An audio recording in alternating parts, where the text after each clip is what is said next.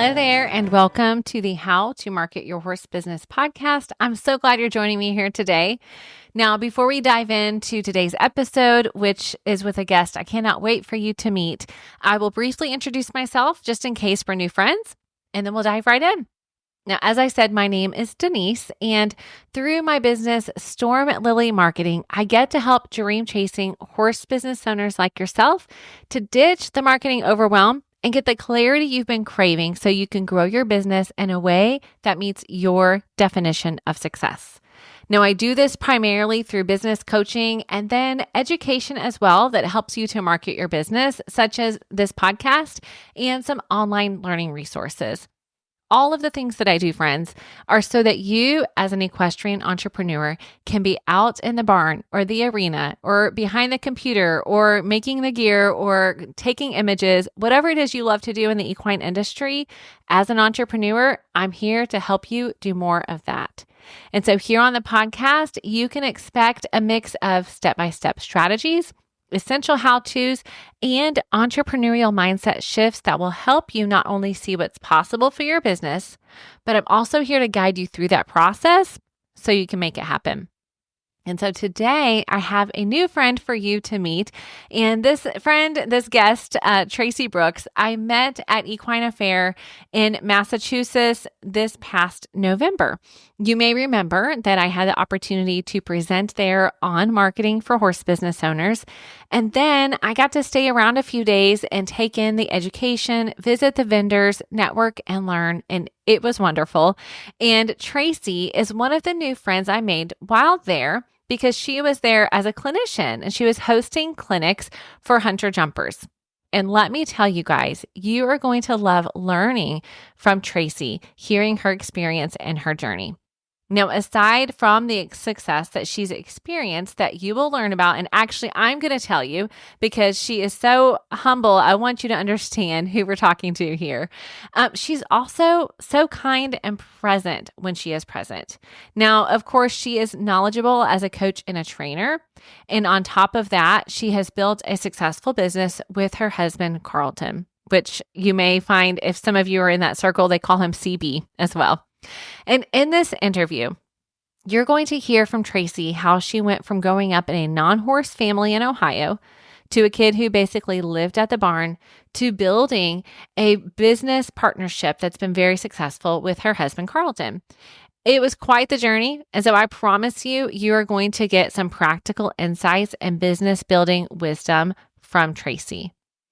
And as I said, one of the things that I love about her is her humility. And so before we dive in, I want you to have an idea of what they've accomplished together. Now, you know that my heart is that success is subjective, okay? But of course, when we see external things, we can see that that's a measure of success as well. There are elements to success, okay? So when I tell you these things, I'm telling you this with a heart that's saying 100%. Success is subjective, but this is what it's looked like for her and her business, all right? They have trained and produced numerous national champions and grand champions in professional, junior, pony, and amateur hunter and jumper divisions at some of the industry's most prestigious shows, such as Devon, the National Horse Show, the Washington International Horse Show, the Pennsylvania National Horse Show, Capital Challenge, USEF Pony Finals, and the FEI North American Youth Championships. Carleton was just recently, and as of me recording this podcast, I saw this on Instagram this past week. He was just recognized as the 2024 Horse Person of the Year by the California Professional Horsemen's Association. And together, Carleton and Traci have a book that is called With Purpose, the Balmoral Standard. Now, again, while these are external accolades, what you will see if you look on social media is a client team, a client community that loves and appreciates Traci and Carleton. They appreciate their dedication to putting the horse first. They appreciate their dedication to their client community. It's not just something they say, it's clearly something they live. And I believe that as you hear my conversation with Traci, you will see how that is true. Now, one of the lovely things too that I think is really neat about her is that she gives back, and she serves as the chair of the USHJA National Hunter Derby Task Force. She's vice president of the Athletes for Equity Resource Center, and she's a board member of the Youth Show Jumping Foundation. And what's really fun, and you're going to find this out in the interview, is she's part of a brand new venture that's being hosted at the famed Desert International Horse Park that, believe it or not, has not one hunter or jumper in the ring at this event. All right, you're going to have to listen to find out what it is. It's super fun. Now, as a quick reminder, before we jump into this interview, I will have Traci's takeaways on the podcast show notes on my website. So if you happen to be listening to this episode on the go, you can head to stormlily, LILY.com/162, and you can go straight to the show notes for this episode. So you'll see the highlight of our conversation together. You'll see the links so that you can learn more about Traci and Carleton's book, and the links to their business website and their social media and all of those things as well. Okay? All right, let's dive in. Here is my conversation with Traci Brooks on how to build an equine business with purpose.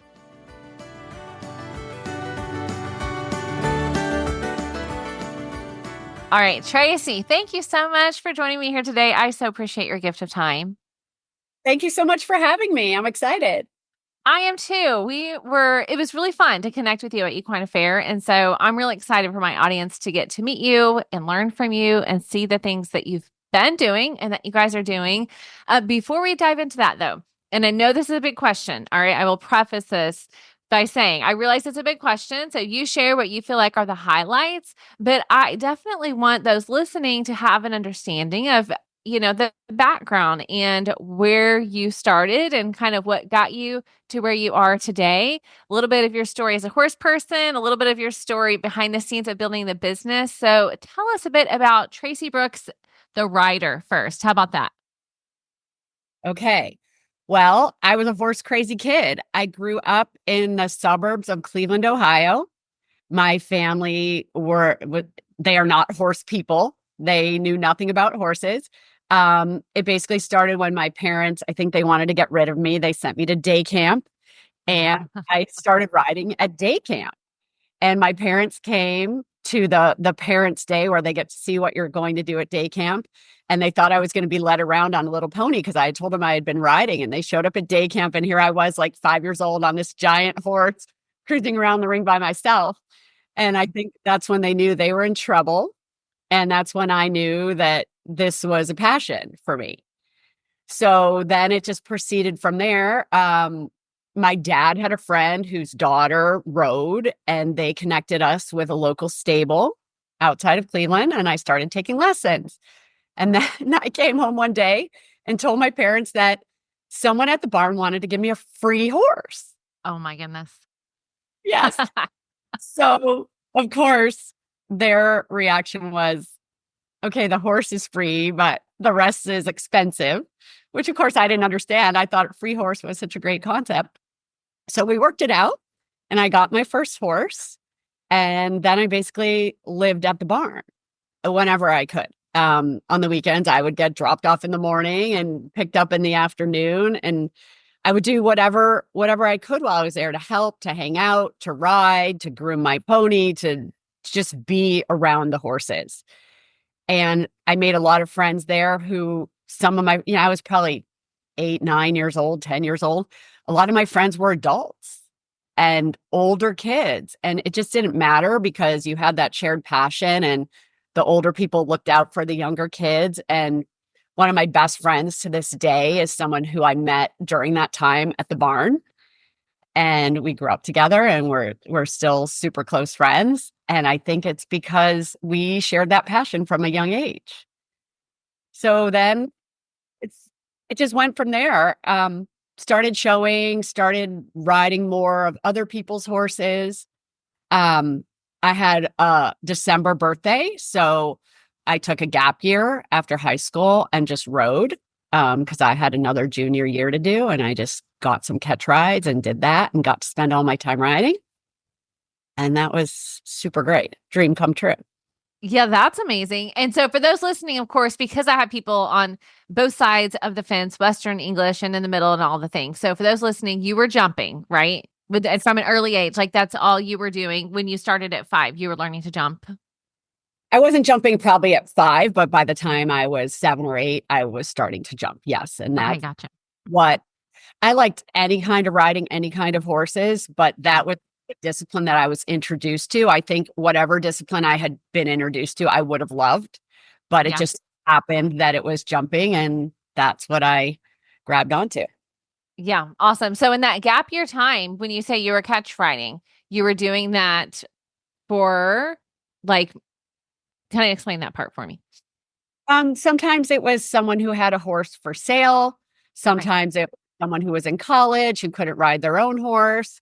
Just sort of sometimes people wanted horses to get miles with a young rider. Okay. Just Hmm. a lot of times, there were horse shows in Ohio in the winter that had medal classes that had to have a certain number of riders in it to count for qualifying points. So I would sometimes go and fill those classes, and someone would give me a horse to borrow so I could go and help fill the class. And for me, it was just about getting the opportunity to ride in whatever way I possibly could. Yeah, what an opportunity. My gosh, we talk about just how an expert has to have 1,000 hours doing what they do, right? I'm not going to be able to remember the book right off the top of my head, but if you heard that premise, like to be an expert, it takes 1,000 hours at least. I feel like you were adding to that really quickly as you were getting to do that. Yeah, yeah, and I agree with that too. It's I'll think of it. I'll think of the book. I know the book. Yeah.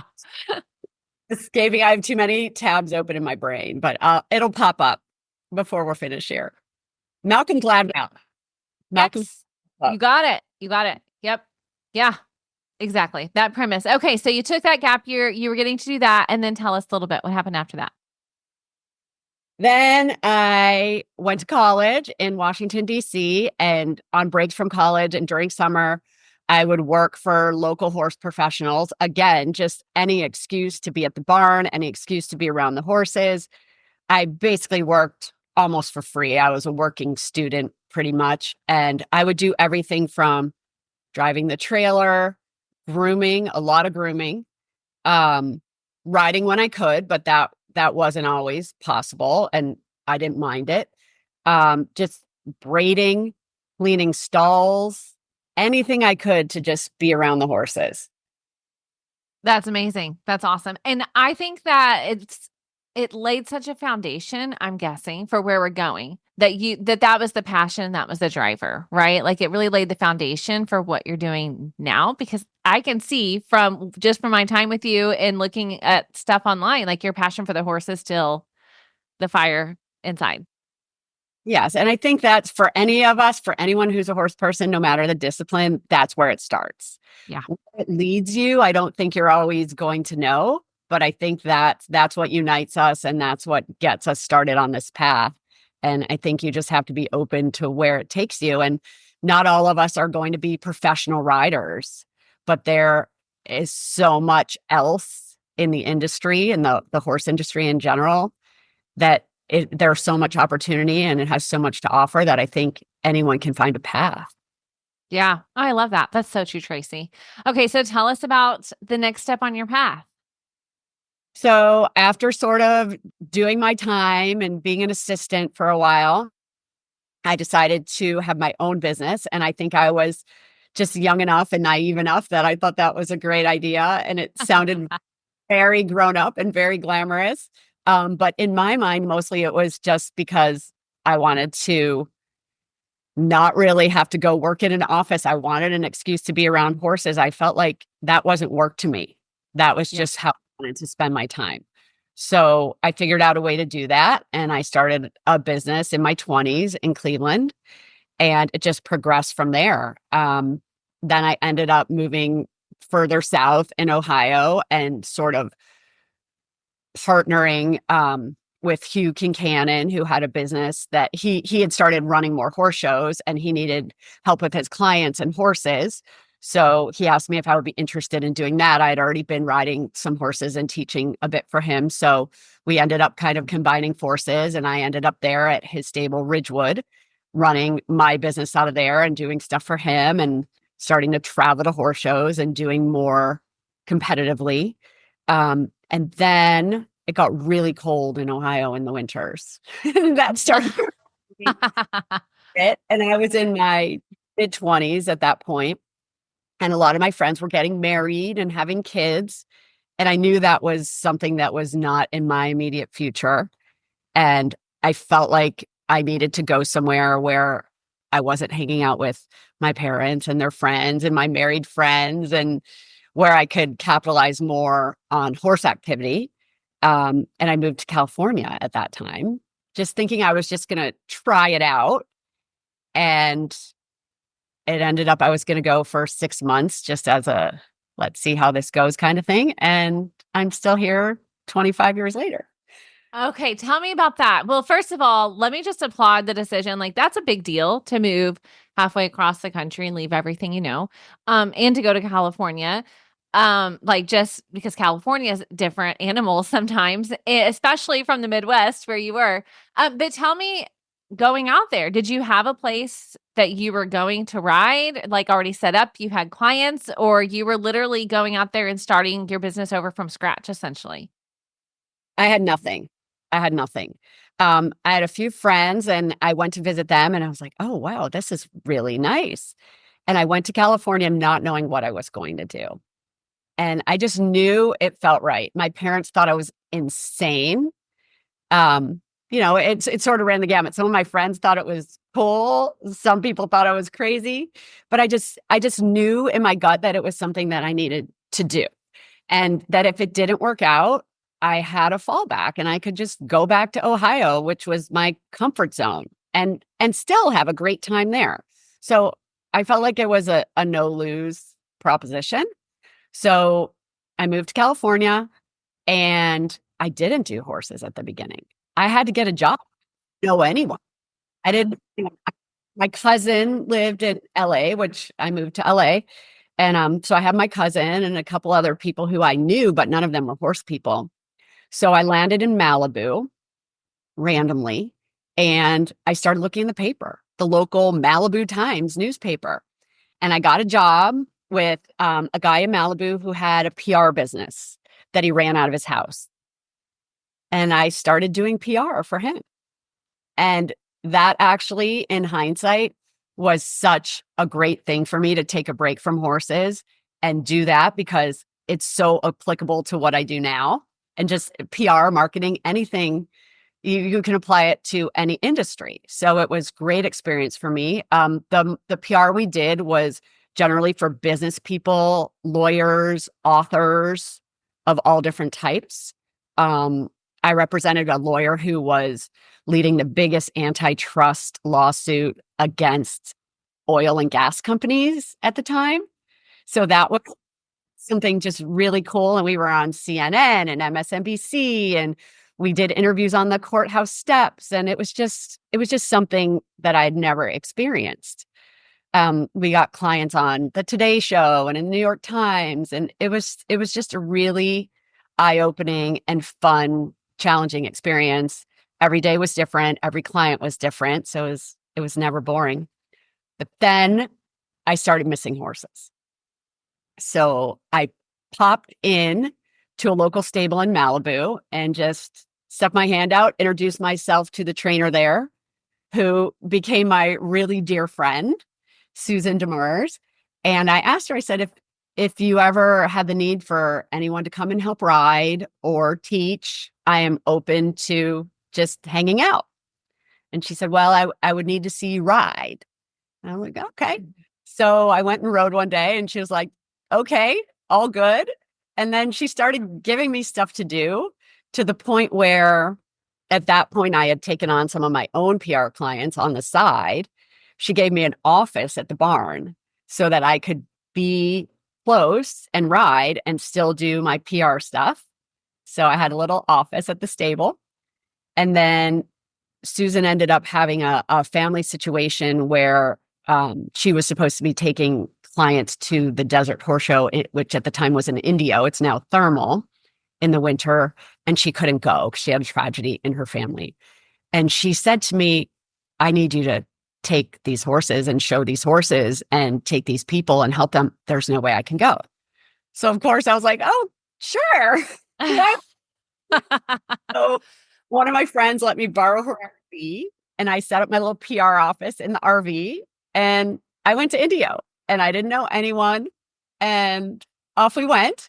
And it was just a great experience and just another adventure on the way to doing what we do now.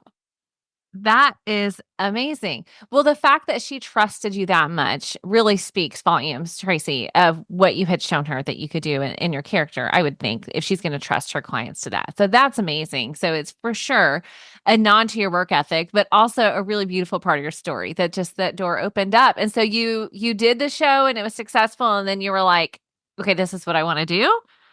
Well, then it just started and it went towards being less PR and more horse. And or I knew it because I would do the PR during the week, and then on the weekends I would be at the barn. And I kept saying to myself, I do this for free. I'm at the barn for free. Like if I have a weekend to myself, I don't know what to do with myself. Like the first couple weekends it was fun. And after that I was like, oh, this is kind of boring. Like I would rather be at the horse show or at the barn. So I just started just flipping it a little to where it ended up being more horses and less PR. And then it ended up being all horses again.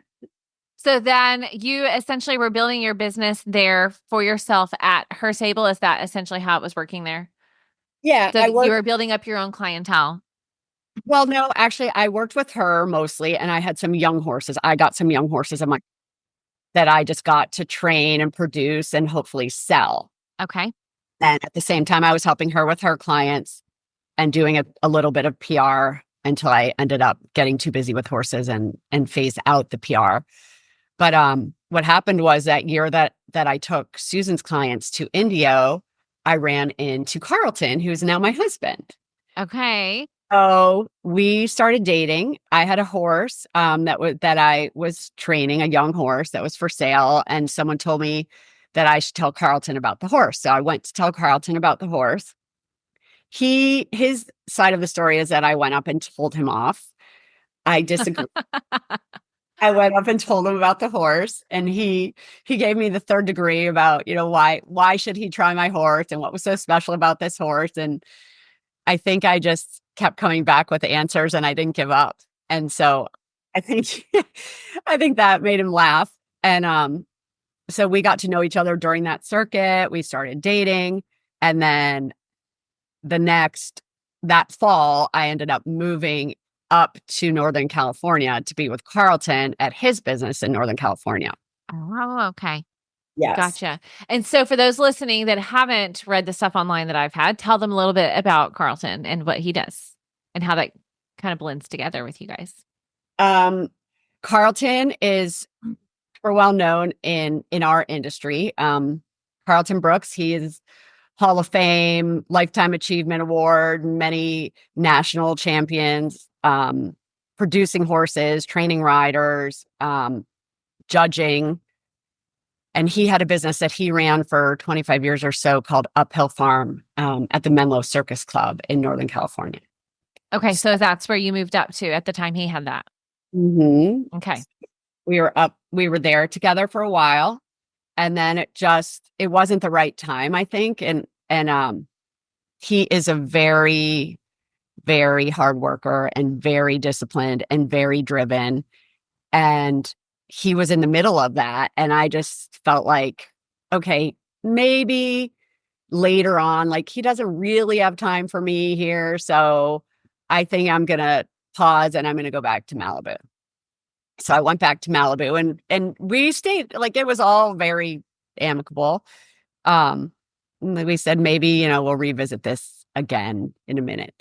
So I went back to Malibu and I started working with Leslie Steele, who I had become friends with. She has a business, Acres West in Calabasas, and she and I became really good friends and we worked together for 8 years. And that was amazing because she's a wonderful horsewoman, amazing teacher, super talent. So that was huge for me. And we are still good friends to this day. And during that time, Carleton sort of started coming back around. And he ended up moving to San Diego, and then we rekindled our relationship. And then I got another opportunity. And I think that the thread that goes through all of this is like when things are presented to you, don't overthink it. Like if it feels good, say yes and see how it goes. So someone asked me about managing some horses for family in LA, and would I be interested in doing that? And I said, sure. It involved like living on the property, and I could still work with Leslie, which was important to me.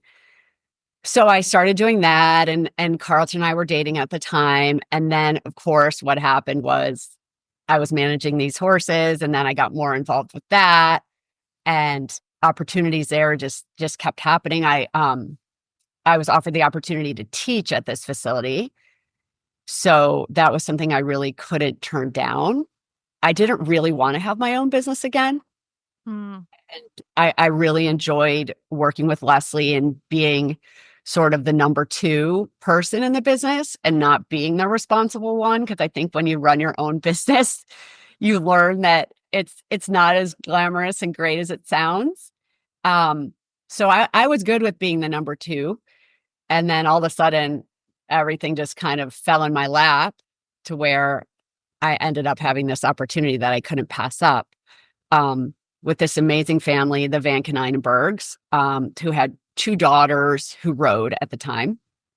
And so I started helping them, still with Leslie, and then slowly ended up having to just pick one or the other. Okay. I started training the Van Brooks and other people at that location because they wanted to share they're the kindest people, and they wanted to share their facility with other people. So they said, we would love to invite other people to come in, and would you be open to that? Yes, of course. So it just happened organically. And we started getting a little barn family and going to horse shows. And Carleton, during this time, had shut down his business in Menlo and was mostly judging. Okay. So in between judging, he would come and help or come to the horse show, and we ended up just blending it together. So as it grew, then we all grew together. Okay. And that was the foundation of Balmoral. Yes. And Balmoral, the story of Balmoral is Balmoral was a business that I actually had in Ohio. That was the name of it. Oh, okay. Yes. And the name Balmoral comes from the street where I grew up. That's the name of the street where I grew up. And I wondered what the name came from. Okay, that's so cool. I love that. the area where we lived and where my parents still live is called the Scottish Highlands.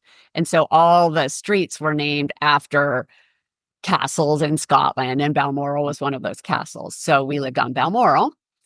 So I named my Ohio business Balmoral and just kept that in California as a nod to my family and where I grew up. And so it became Balmoral in California. And then Carleton and I started doing that together. Okay, that's beautiful. I love that. And so how long has that been, roundabout? That has been about 15 years, I want to say. Okay. Mm-hmm. Yeah. 16. Yeah. And so he break it down for those listening that I'm sure are curious. Well, I'm sure many people are curious about how that works working with the husband. I have clients that do it. It's very common in the horse world. So there's that. But how does that work as far as like what you do and what he does? I know you have different strengths and different passions. And so you still do most of the coaching. Is that, or is it divided? Kind of how does that land and training and producing? What does that look like? We both do a little bit of everything, but we both definitely have our lanes. It ended up that we have two facilities. So I am at one facility and Carleton is at the other on the day-to-day. At horse shows, we're together. The facility where I am is more in town and more in the suburbs, which is great for the riders and the clients, but it's not always super conducive for training young horses or horses more space, high-powered type horses. So the benefit is that we have both facilities and we can kind of swap horses back and forth as needed. And we each have our own space a little bit to do what we need to do. most of the teaching happens at my facility because the facility where he is, because it's further out, he can have more space. It's harder for people to get to ride on a regular basis. So Gotcha. especially LA traffic. So mine is the more convenient in-town location. So by virtue of that, I end up doing a lot of the teaching. At the shows, Carleton does a lot of the teaching as well. And then we sort of split it and blend it. On the day-to-day, he's doing more horse training, management, young horses, sale horses, some of the higher powered jumpers that we have. Juna, who rides with us, who does the big jumper stuff. Her horses are out there with Carleton. She rides out there. Most everyone else rides where I am. So it's sort of had to be that way because of where we are, just geographically, and we just made it work. Yeah. Mm-hmm. But it's nice for the horses because they don't have a lot of room to be out at the place where I am. So they go to Carleton's facility, they can be out more. So it's nice. They get the best of all the worlds, I think. Yeah. Okay. Awesome. Okay. Let's just also acknowledge, can I just give you kudos because building a business is not for the faint of heart. And you've obviously been doing this for quite a while. So what I would love to know, if you're willing to share, are some of the roadblocks maybe that you have experienced along the way, whether it was you solo or you and Carleton together, what that has looked like and some lessons learned through the years. Oh, I think there have been so many roadblocks. There are roadblocks every day. And I think that's part of having your own business. It's also part of the challenge, and you learn to figure stuff out. I think having your own business is hard in general. The horse business is extra hard because you're dealing with horses. They can't tell you what they want or need or what's bothering them. Then you're dealing with their owners who obviously have an emotional attachment to their horse.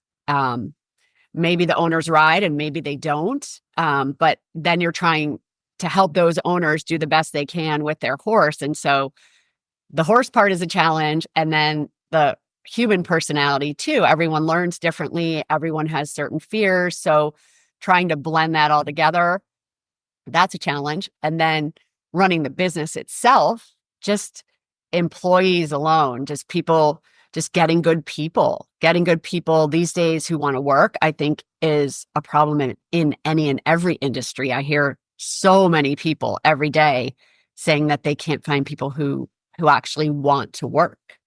There are people who want jobs and they paycheck, but the actual work and working like we did to build the business, it doesn't always seem like there are a lot of people willing to do that. We are super fortunate because we have an amazing team and amazing support, but they, I think, are the minority. And I think that has been really eye-opening, especially the last 10 years. It's gotten harder. So do you feel like there are some things that you all have done intentionally in light of that to build a team that really rallies around what you're doing and it has that really work ethic that you're looking for? Yes, I think one of the things we've learned to do is when we meet someone who shares our sort of, I guess, cultural business culture, you have the same work ethic, the same thought process. When you meet someone who you know is a good fit, you find a job for that person. Even if they don't fit the actual job description that you're looking for, because we've learned to let people do what they're good at. So maybe you need someone who's more of a barn manager at some point, but you get someone who's really good with young horses. Well, maybe you have young horses. So you go, okay, I'm going to shuffle things around because this person is a fit.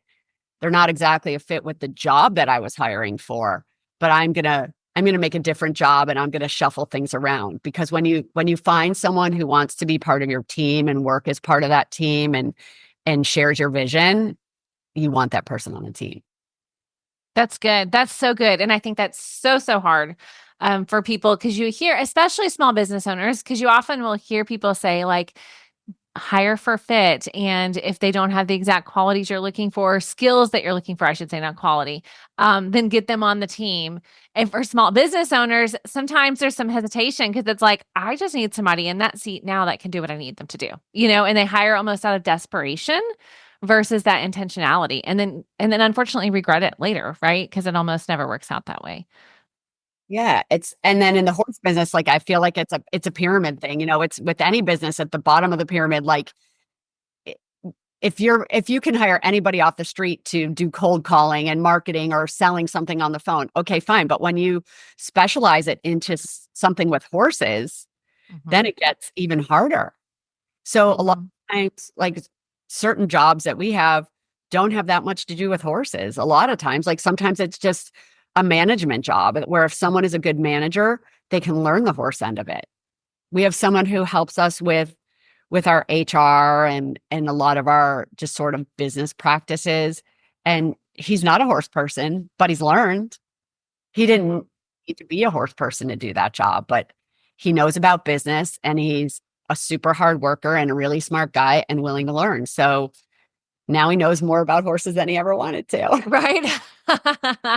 That's so good. Okay, tell me, Traci, about working with owners. I know we have a variety of people listening, and some of them do work directly with owners. And that, like you said, it can be a beautiful thing and it can be a challenging thing. What tips or strategies might you share with someone who's saying, okay, I have a really difficult person that I'm dealing with. How do I make this a successful partnership? Or how do I know if it's going to be a successful partnership and, if I need to make that cut or not? Yeah, we are so fortunate because we have amazing owners. And I feel like it's just the culture of our business. Like we get the people who fit with us. If we don't, periodically that person finds their way out, and that's fine. We want everybody to be where it's a good fit. But what I try to ask myself with the owners is, what are they looking for? And what do they want? Because everybody's different. Some people want to be competitive riders. Some people want to be owners and just support their horse and just watch and clap and enjoy it that way. Some people want to ride and compete themselves. Some people want to produce horses and then sell them. So everybody has their own goals. So we try to really custom tailor every everything we do to each owner. Some people can ride 5 days a week, some people can ride 2 days a month. So we try to really listen and understand what that person's goals are and try to meet them where they are. And I think that that's huge. Is just listening and sometimes hearing what they don't say. Yeah. If Mhm. that makes sense. Sometimes they'll have someone who's a little fearful and they won't really want to say it because they really want to ride and they really love their horse, but you can just sort of read the room a little bit and understand, okay, this is how I meet this person. And that's part of what I love about it is trying to get inside the horse's head and get inside the people's heads and give them all what they need. Yeah, that's so good because my riding instructor was telling me about a client that she had that kept canceling on her. And we were talking further, and she, her last show, had had a fall. And so I'd asked her, like, do you think it's just fear? Like, she's not really, it looks irresponsible to you, but do you think she's just afraid? Like there are some other things going on. But that's to me what sets coaches apart from others or instructors apart from others is that they're able to look past that and really see what's going on and address it, the whole picture, right? That's what makes a good horse trainer is those that can see that whole picture, right? It's the same thing for coaching, or working with owners. So you said something though, you try to meet people where they are with their goals, which I love. Do you or have you had times where their goals don't match up with yours or don't align? A lot of people have a really hard time in their business defining who they're best fit to serve because they're afraid to say no to somebody that they're not really best suited to serve, right? So have you experienced that where you've had to say, look, I respect your goals, I acknowledge your goals, like what you want to do is great for you, but that's not a fit for us here. Have you ever had to do that? Yes. In the beginning, I think, you need to survive and you take everything you can and you just say yes to everything and then figure it out. Now we are much more picky about making sure that our goals align. and that the time that we give is going to be time well spent on both ends.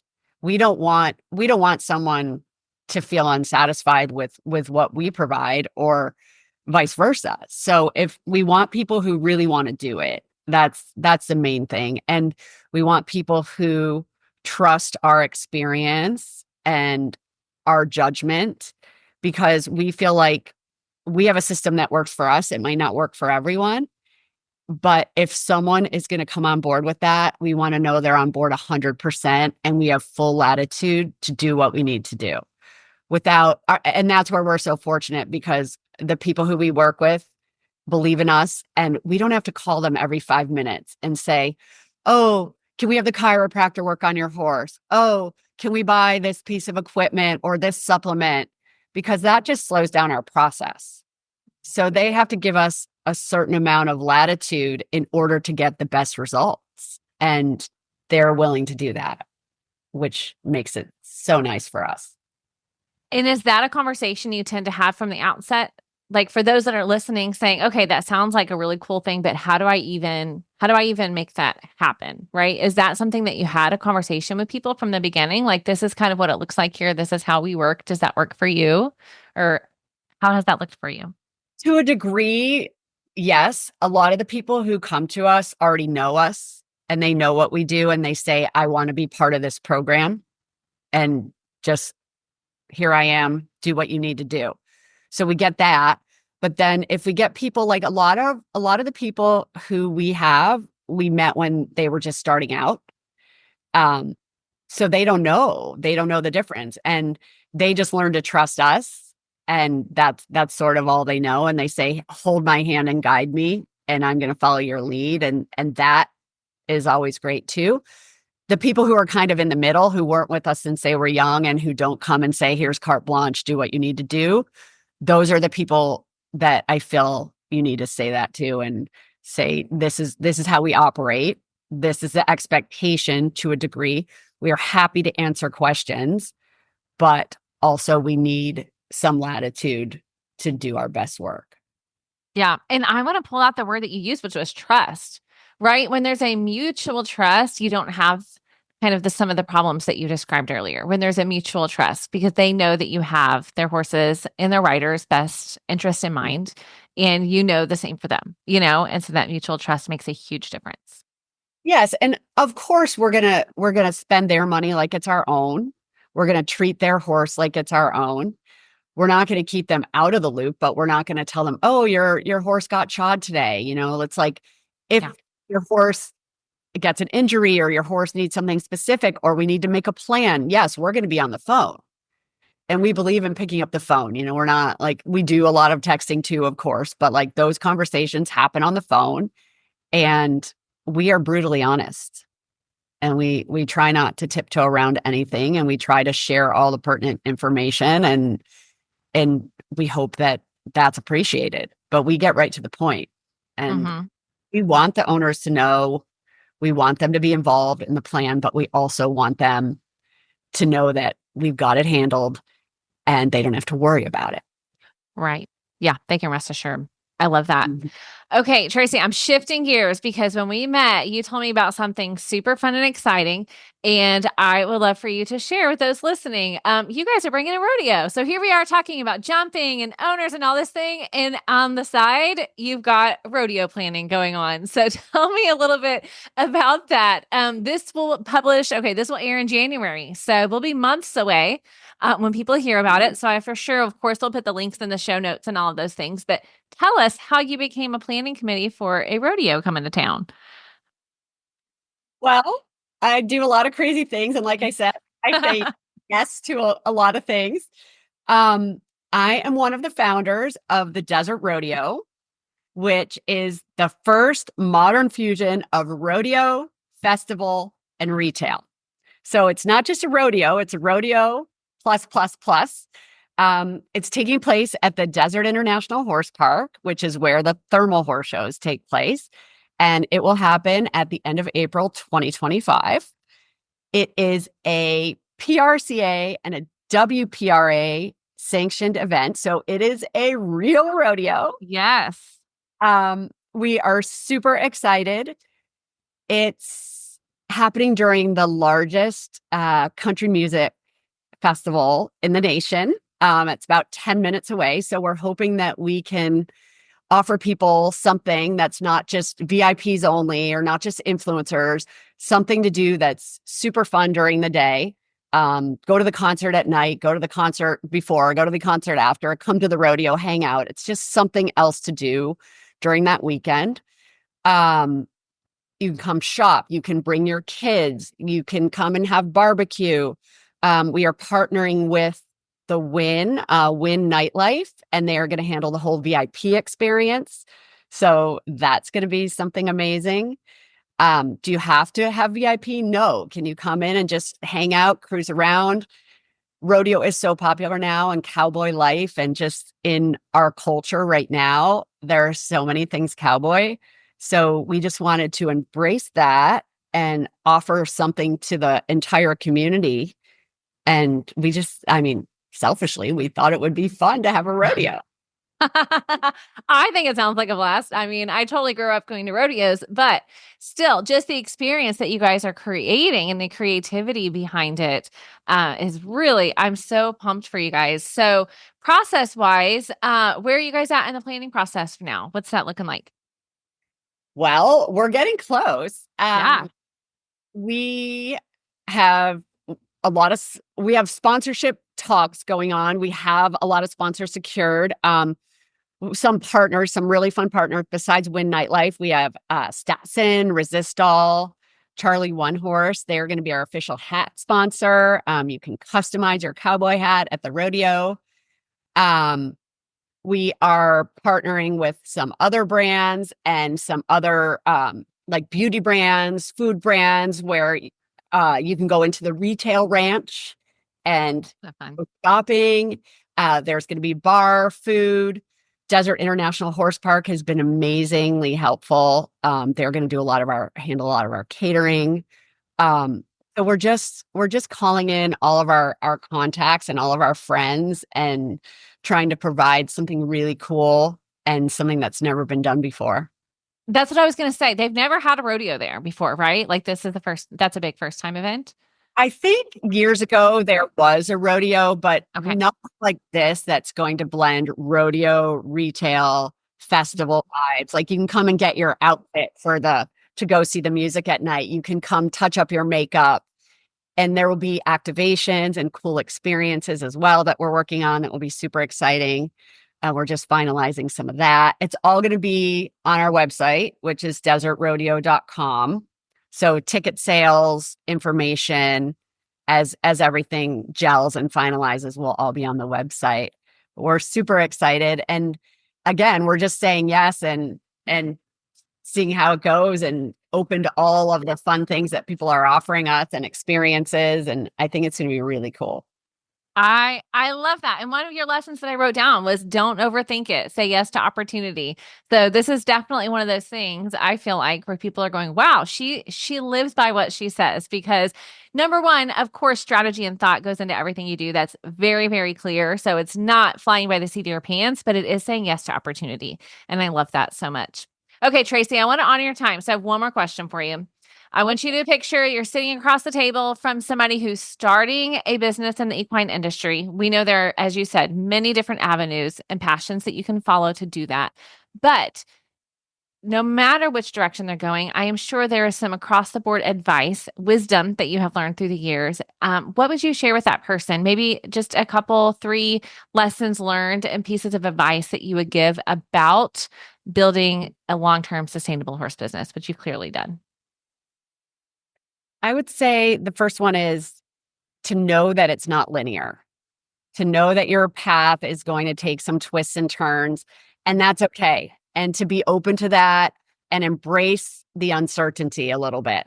Like if you hit a roadblock or you hit a curve or something happens that you weren't expecting, know that that's normal. And you might look back at that at some point and say, okay, that was actually such a benefit that happened, because I had to pivot and I was ready to pivot. And it doesn't mean that you're not going to be in the horse business, but maybe you're going to adjust your business in a certain way. So I think be comfortable being uncomfortable, be comfortable not knowing the answer and not knowing the path, and knowing that if you just keep saying yes and keep working hard, doing the right thing, networking, developing your Rolodex, creating building blocks and foundations, you're going to be fine. It might not go the way that you pictured it, but it's going to happen for you. Might be hard, but it's going to happen. Yeah, it's almost guaranteed to be hard, right? Hard. It's guaranteed to be hard. And if you don't want it to be hard, don't do it. But I think if you believe in yourself and you believe that this is what you're supposed to be doing, stick with it. And maybe it turns into something else, but that something else might be better than anything you imagined. Yeah, I love that. Well, even as you were saying that, I'm thinking about that PR stunt that you did and how the things you learned there, I am sure you're using now in promoting this rodeo and that you've used building your business. But even in just the particular instance, I can see how you're using those skills that you learned to do what you're doing even now that you for sure didn't expect you'd be planning a rodeo, right? No, absolutely not. But I think if you're sort of game and you think of things from the perspective of other people too, and what do people want to see? And if you were a client, if you were going to a rodeo, what would you want? If you had your horse with a trainer, what would you want? What information is important? How do you want to present yourself? We get people come up to me. Hunter is our friend who does our social media, and they say, "Oh, your social media is so great. Do you do it?" And I say, "No, I can delegate that because there are people better at that than I am, but I am very involved in our brand and what we post. And it's very important to me. And she knows this. It's very important to me that we're real and we post not just, oh, we won this and we won that. And look how great we are. No, we post real things. People are falling off. People are laughing. People are having a hard time. This is an interesting story. It's human interest, and people want to know that everybody has struggles. And I think that's really important, that you don't compare yourself to other people and you don't believe everything you see on social media, and you know that your own path is unique. That doesn't make it better or worse than someone else's, but I think it's really easy to get involved or get hung up in all of the comparison, especially with social media. So I think you have to be careful with the FOMO and the comparing yourself to other people, but also just keeping it real for whatever's real for you. I think people appreciate that and it feels authentic. So just really believing that your path is your own and what you're doing is right, and keep on that path, even if it's hard. That's such solid advice. Thank you, Traci. And I know it is well learned. You've learned that yourself. And so that's why you're able to speak it so well. So thank you. All right, friend, tell people where they can go. Of course, I will have links to all the things, but some I know are listening to the podcast and pulling out their Instagram, pulling out their Facebook, whatever it is. So tell them where they can go to connect with you and what you guys are doing at Balmoral. Yes, you can go to balmoralfarm.com or balmoraltv.com. You can find us on social media, Balmoral Farm, and desertrodeo.com for all things rodeo. Yes. Awesome. Okay. Well, thank you again. I really appreciate you sharing. I know that those listening are so encouraged. It's so encouraging to hear someone else's story. It's encouraging to get the wisdom, and then it's encouraging to be reminded her path does not look like mine, but look at what she's learned. Look at what she said yes to along the way. And so thank you for sharing that. It really is a gift. Thank you. All right, you guys, what did I tell you? I am such a fan of Traci, and I'm so grateful for her gift of time. I don't know if you caught this. I don't believe we said it in the interview, but she was at a show taking the time to interview with me when we had this conversation. And I truly, when I thank every guest and say thank you for your gift of time, 100% mean it. So if you are listening and you could go find her on social media and let her know that you appreciate that, I would appreciate you doing that. Or share this podcast episode to your stories and tag me and tag Traci and let her know that you appreciate her sharing her story. Now, I want to leave you with a quote, because one of the things that Traci talked about, and that was a common thread in her story, is saying yes to opportunity. And so I love this from James Clear. He's the author of Atomic Habits. And he says, opportunities are grains of sand. They slide right past drooping fingers, but an active palm can gather whatever is within reach and shape it into a little castle. It is the act of engaging with the material that gives it shape. Okay, I hope you will rewind and listen to that again because it is such a great reminder that as an equestrian entrepreneur, you are going to have opportunities coming your way left and right. And so it is your responsibility as the business owner to take the ones that are for you, say yes, and then turn it into something wonderful. It's engaging with that opportunity as an entrepreneur that's going to give it its shape. So that's my encouragement to you. Now, I do want to let you know as well that I have a free resource available. If you are listening to this episode and you're thinking, geez, I want to do these things well. I want to market my business well. I want to have the success that I imagine for my business. Then I would love to invite you to get my free guide. It is 4 steps to successfully market your horse business, even if you get horses more than marketing. And so if you head over to stormlily.com/success, you can grab that free guide at any time. And so no matter your stage of business, whether you are someone who's been in business for years and you're just here because you love to learn from fellow business owners and you're thinking, there may be a few things that I could implement now that are going to help me. There may be some areas that I am missing. What am I missing when it comes to marketing my business? You can approach it as a checklist. It is 4 things that you should be doing well to market your horse business. So regardless of your stage of business, go grab that free guide. Again, it's stormlily.com/success. Or of course, you may head to the show notes at any time, which I told you earlier. I'll repeat it for you. Episode 162. So if you go to stormlily.com/162, you can get to the show notes, find this conversation highlights with Traci, get the link to get the free guide, because my friend, my hope and desire for you and your equestrian business is that you will be equipped and encouraged to do what you need to do, to take action with the things you need to do to build the horse business that is successful for you. That is my hope. That is my prayer. And I'm absolutely here to help you along the way. And so if you're listening to that thinking, I think coaching may be the thing that I need to help me to reach that measure of success.